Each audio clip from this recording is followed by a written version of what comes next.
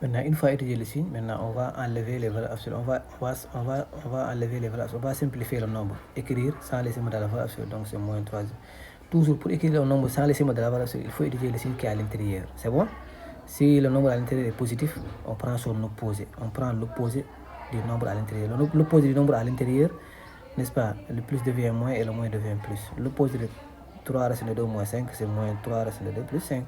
Maintenant, m est égal au moins 3 racine de 2 plus 5. Pourquoi? Parce que le nombre à l'intérieur est négatif. Donc, on va faire ça. Ensuite, plus 1 moins, voilà c'est de 1 moins. Pourquoi voilà c'est de 1 moins racine de 2? Pourquoi au début, on avait grand racine de 1 moins racine de 2. Il y a une autre propriété aussi qui nous permet de dire ça. On avait dit que si a est supérieur ou égal à 0, n'est-ce pas? Alors, racine de a, donc tout au carré égale à a. On n'a pas ce cas-là. Maintenant, si a est un réel, on ne connaît pas son signe. Alors, racine de a, le carré est à l'intérieur de la radicale. Ça, c'est la radicale. Le symbole là, on appelle ça, c'est la radicande. Ça, c'est la radicale, n'est-ce pas? Le a à l'intérieur, c'est la radicande. Là, c'est le radical. Maintenant, si le carré est à l'intérieur de la radicale, on met valeur absolue toujours. C'est bon?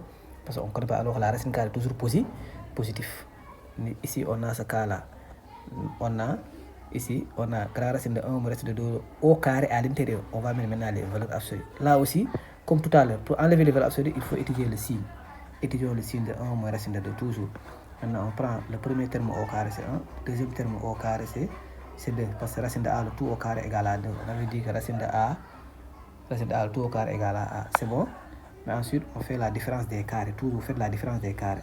1 moins 2 égale à moins 1. Le carré de 1, c'est 1. Le carré de racine de 2, c'est 2. 1 moins 2 égale moins 1. Donc, la différence des carrés est négative. C'est-à-dire que la différence des deux nombres aussi est négative. Ensuite, maintenant, on a, voilà, c'est de 1 moins racine de 2. On prend l'opposé du nombre à l'intérieur. Parce que le nombre